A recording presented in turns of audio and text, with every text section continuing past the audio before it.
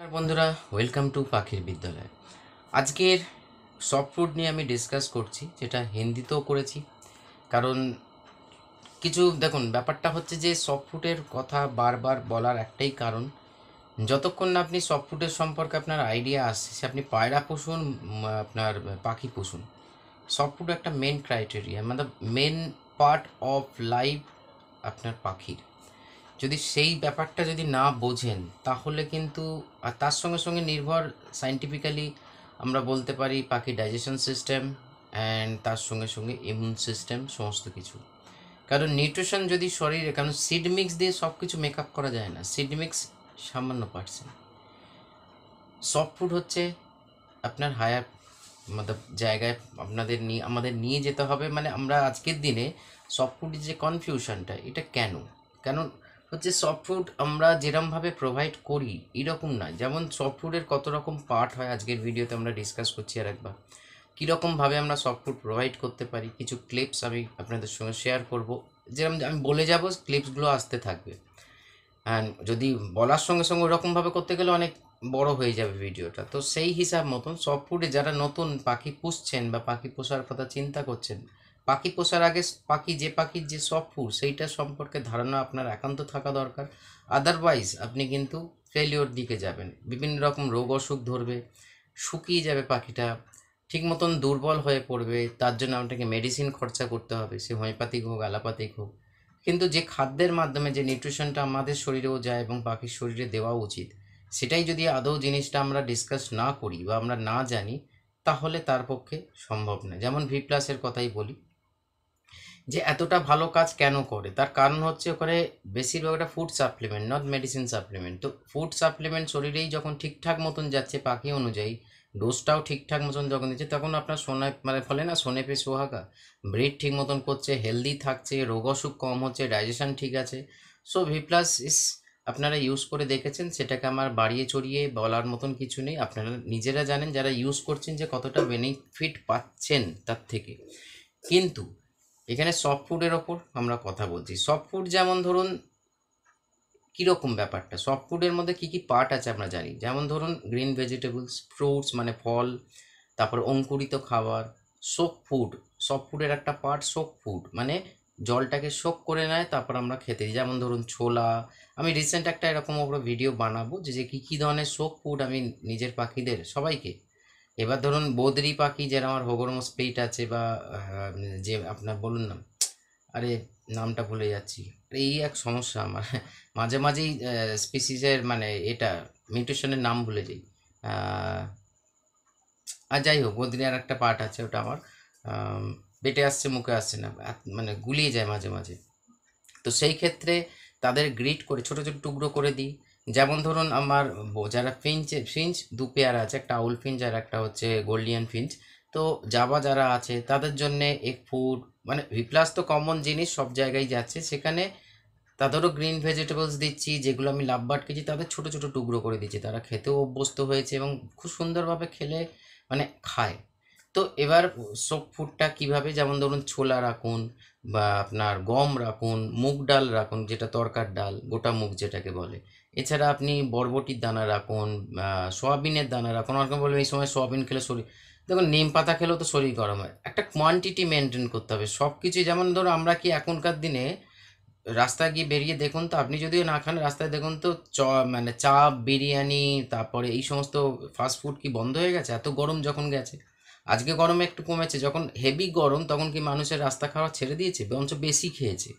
Depend on কার শরীরে কতটা কি ক্ষমতা, সেটার ওপর ডিপেন্ড করে খাদ্যটা কতখানি ডাইজেস্ট হবে।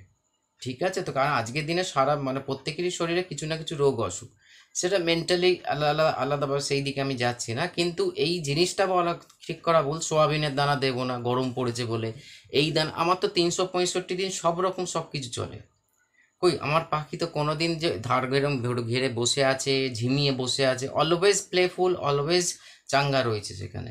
তো সেখানে তো আমি সোয়াবিন বাদ দিচ্ছি না, আমি নিম পাতা বাদ দিচ্ছি না, আমি ডিম বাদ দিচ্ছি নাকি কোয়ান্টিটিতে। যেমন ধরুন শীতকালে আমি মানে লাভবার্ড ককটেল বদ্রিকে, যেমন ধরুন আমি শীতকাল বা কনুরকে এক ফুড যেটাকে বলা হয় ৪ থেকে ৫ দিন দিই। সেকেন্ড টাইম দুবার ধরে সব ফুড চলে। এখন সেটাকে 3 টাইমস করে দিয়েছি, ফলে তাদের হ্যাবিচুয়েটেড, বাকি জিনিসটাকে হ্যাবিচুয়েট করাতে হবে, তবেই তো জিনিসটা জিনা ভয়কে থাকলে তাহলে আপনার সেরকমই পাখি রেডি হবে। তার জন্য আপনাকে ওই যে মেডিসিনের পেছনে হাজার হাজার টাকা খরচা করুন, তাহলে যেখানে উপায় রয়েছে। এই যে দানার, যেদিনকে যে ভিডিওটা বানালাম, দানার কস্ট এত, তো সফট ফুডে আসুন না। করোনার সময় দানার দোকান কোথায় খোলা পেয়েছি, সেখানে আমার পাখি দুবেলা সফট ফুড খেয়ে বেঁচেছিল, নিজেরাও বেঁচেছিলাম, তাকেও বাঁচিয়ে রেখে। এই নয় যে 2 পেয়ার পাখি ছিল, তখন অনেক পাখি বাচ্চাও আটকে গিয়েছিল তখন। তো অনেক কিছুর ব্যাপার আছে, শিখতে হয়। এমনি ওই কমেন্টস করে চলে গেলাম আর একটা বুজুং বাজুং দিয়ে, যেমন সেদিনকে একটা গরুর দুধ, মানে বুঝতে পেরেছি ব্যাপারটা। এবার যদি ভাই আপনি যদি সত্যিকারে জিজ্ঞেস করেন, তো দুধ পাখির জন্য নয়, যদি মজাক করেন তাহলে আপনিও খান, আপনার পাখিকেও দুধটা খাওয়ান, কোনো অসুবিধে নেই, তাহলে বুঝতে পারবেন।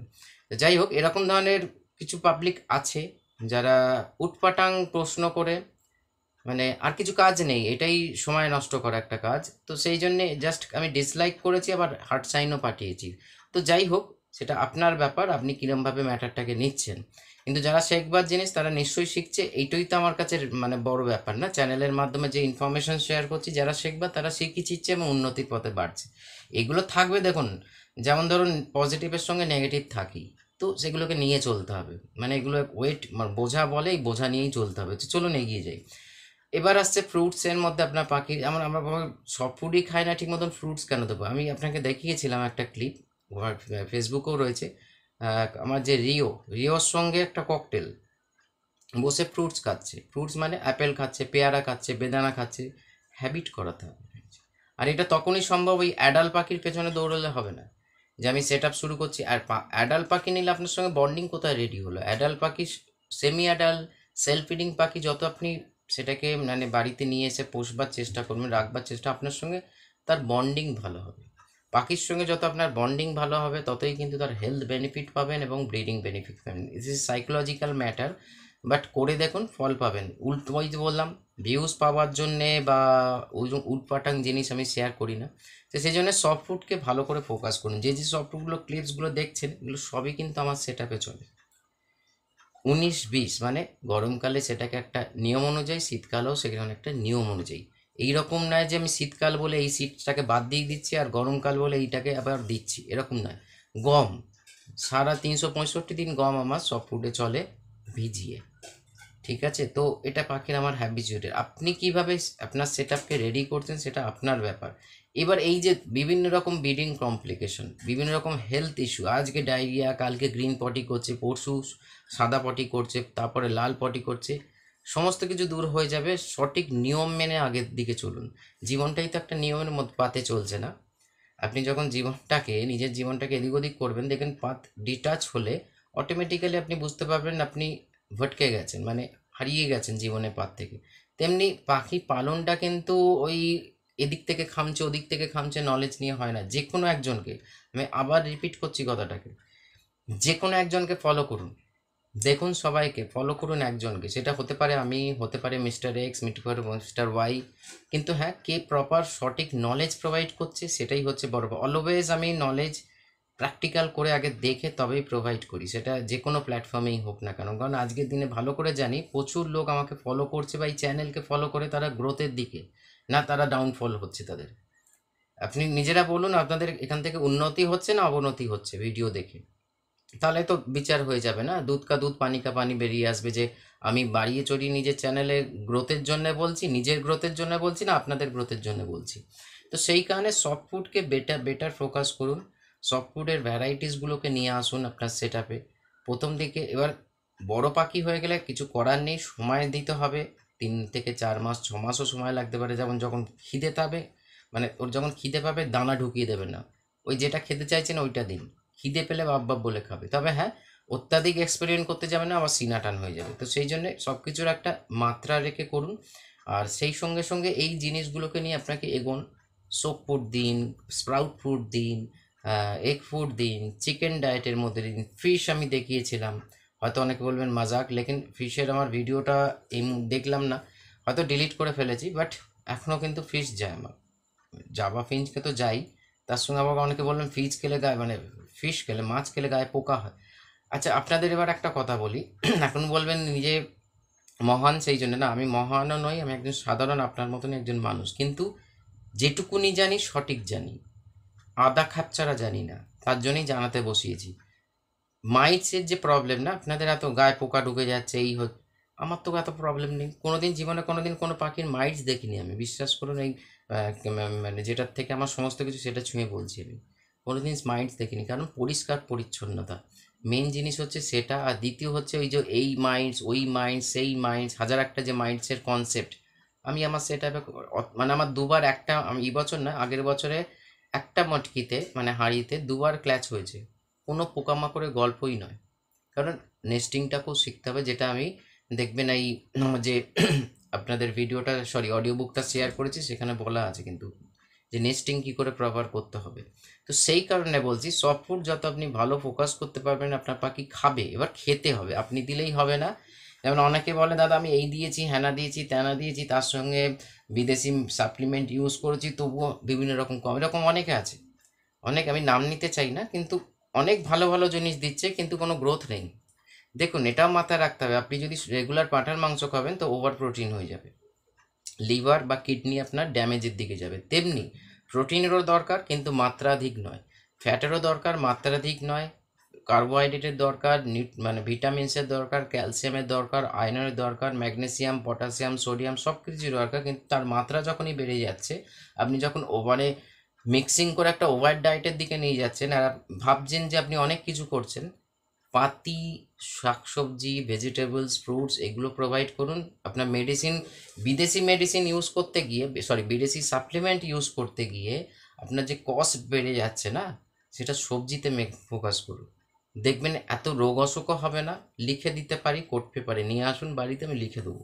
এটাও প্র্যাকটিক্যাল ছাড়াও, অভিজ্ঞতা ছাড়া আমি বলছি না, কারণ অনেক সেট আপকে দেখেছি আগে, বাট মানে আমি নাম নেব না, বিদেশি কিছু দামি কোম্পানি তারা সাপ্লিমেন্ট ইউজ করতে বেনিফিট পায়নি কিচ্ছু, কিন্তু সেইখানে তারা গ্রিন ভেজিটেবলস, শাক সবজি, শোক food, sprout food, egg food এখন প্রোভাইড করে, 100% বেটার রেজাল্ট। কমেন্টস পড়ে আছে হোয়াটসঅ্যাপে, দেখতে চাইলে আসুন দেখিয়ে দিচ্ছি, মানে আমার লেখা নয়, কারোর কাছ থেকে এসছে সেই লেখা।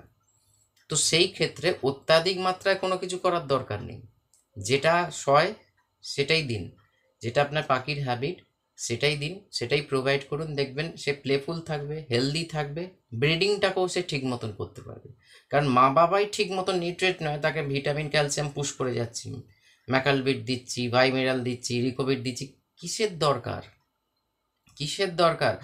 আমরা যখন মানে ওয়াইল্ডে যখন পাখি থাকে তাকে কে ভাইমিনাল দেয়, কে রিকোবিট দেয়, কে ম্যাকালবিট দেয়, কে দেয় আমাকে বলুন তো, একটা জিনিস আমাকে বলুন কে দেয়?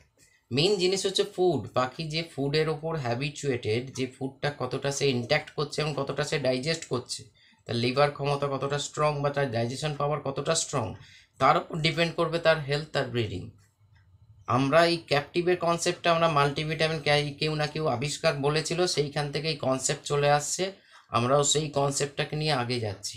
আমি আমার সেট আপে নেক্সট বছর জুড়ে থাকুন, যদি মনে হয় জুড়তে, এই যে 2024-25 ক্ল্যাচ আমি আপনাদের হাতে ধরেই দেখিয়ে দেবো যে আমি কী মাল্টিভিটামিন ইউজ করছি আর কী ক্যালসিয়াম ইউজ করছি, এক ফোঁটাও না। আমার ভি প্লাস ভেজিটেবলস মানে ফুড হ্যাবিট আর ভি প্লাস এটার মাধ্যমে যা হচ্ছে হচ্ছে, সেই জন্য আমি অনেক ঠান্ডা, মানে আমার ওষুধের পেছনে খরচা নেই, মানে জিরো, এটা আমার কাছে কোনো দরকার। হ্যাঁ ওষুধ আমার নিয়ে থাকে হোমিওপ্যাথিক মেডিসিন, কোনো কারণে আমি তার ভগবান নই যে জানি না যে হঠাৎ করে ইন্টারনালি যদি কিছু ইস্যু হয় তাকে সঙ্গে সঙ্গে আমি প্রোটেকশনটা দিতে পারবো।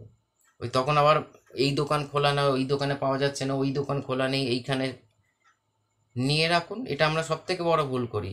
তখন আপনি ফোনের পর ফোন করে যাচ্ছেন, হোয়াটসঅ্যাপের পর হোয়াটসঅ্যাপ করে যাচ্ছেন, আরে সময়টা তো পেরিয়ে যাচ্ছে, হাতের সামনে থাকলে, আমি তো অনেকবার অনেক ভিডিওতে বলেছি এই এই মেডিসিনগুলো ঘরে রাখুন।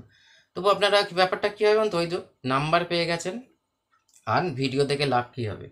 বাট দেখুন দিনে দিনে লোক বাড়ছে, আমি সবাইকেই আমাকে টাচ করে যেতে হবে, সেই জন্যে ফোনে নয় হোয়াটসঅ্যাপে ফোন, মানে আমাকে ভয়েস পাঠান, এভিডেন্স পাঠান, আমি রিপ্লাই দিতে থাকবো। খুব এমার্জেন্সি হলে ফোন করুন। এবার ডিপেন্ড অন আমি যদি কোনো অন্য কাজের মধ্যে থাকে তো আমি সেই সময় এইটুকুনি যখন জানবেন যে ফোন ধরছি না, তাহলে জানবেন আমি কোনো এমার্জেন্সি সিচুয়েশান বা আমার হাতের সামনে ফোন নেই।